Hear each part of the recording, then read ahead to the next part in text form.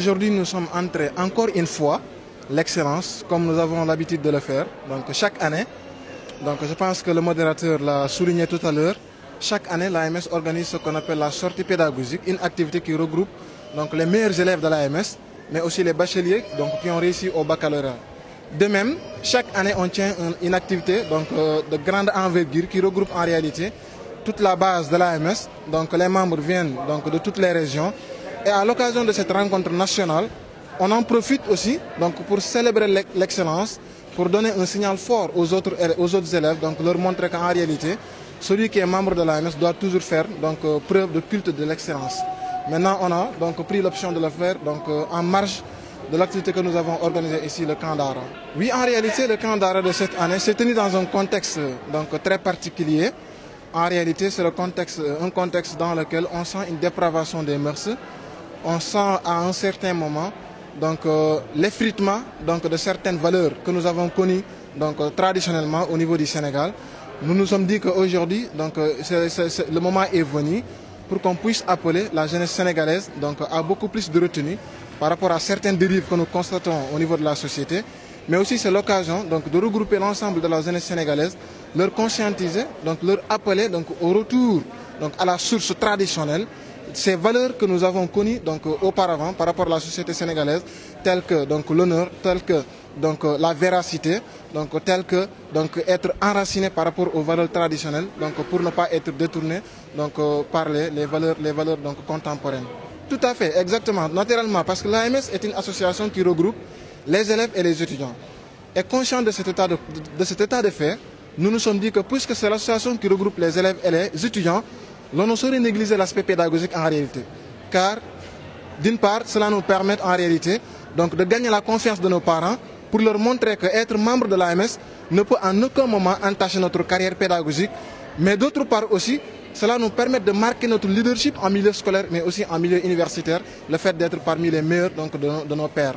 Contexte camp d'Ara bi donc lu yomb la moom mooy dañoo seetlu ni ki société sénégalaise dafa toll ci jamono yi nga xamante ne valeurs yi ak jikko yi nga xamante ne moom la ñu xàmmee woon sénégalais yi donc dafa commencé na sax dafa commencé wàññeeku bu baax a baax ñu xalaatoon kon dina baax ñu dajale li nga xamante ne moom mooy jeunesse bi mooy ndaw ñi ci benn cadre bi nga xamante ne dañuy tëju ak ñoom loolu toll ci une semaine daal di am lu ñu def ci ñoom ci njàngat yi nga xamante ne daf leen di delloo ci wàllu citoyenneté daf leen di delloo ci wàllu jàngaleb diine mais aussi daf leen di delloo ci cosaan ci aada donc ay valeurs ak ay comportements yi nga xamante ne moo gën a nandoo ak li nga xamante ne moom mooy principe diine. Effectivement donc ci biir formation bi doon nañ def ay thématiques ak ay communication yoo xamante ne donc dañuy amal waxtaan bu jëm ci suñu diggante ak jeunes yi ak ndaw ñi pour xamal leen ni ki tey lu mel ni donc réseaux sociaux dafa nekk li nga xamante ne lu yomb la ñëpp mën nañ ci accéder waaye nag kenn ku nekk si ñun maanaam duñ la aaye nga daal di koy jëfandikoo waaye liñ lay xamal moom mooy nga xam ne lii da nga ko war a donc jëfandikoo ci façon ba nga xamante ne du lor société bi mais du yàq sa jikko mais di nga ko utiliser jëfandikoo bi nga xamante ne da nga koy utiliser def ci li nga xamante ne moom mooy sa soxla leneen li ci des nag nga bañ cee tabbi mu bañ laa yóbbu ci li nga xamante ne moom mooy luy yàq li nga xamante ne moom mooy say jikko. Effectivement loolu donc lu naturel la parce que ku wax AMS da ngay wax ne ki mbootaay la bu dajale ay élèves ak ay étudiants kon ñooñu mënuñoo bàyyi ginnaaw li nga xamante ne moom mooy seen wàllum njàng ndax ñaari mbir moom moo ci nekk. fonk bi ñuy fonk sunum njàng daf ñuy may ñu mën a gagné li nga xamante ne moom mooy kóolute ci sunuy waajur ñoom ñu xam ni bokk bi ñuy bokk ci AMS du ñu yàqal benn yoon ci lu jëm ci sunu wàllum njàng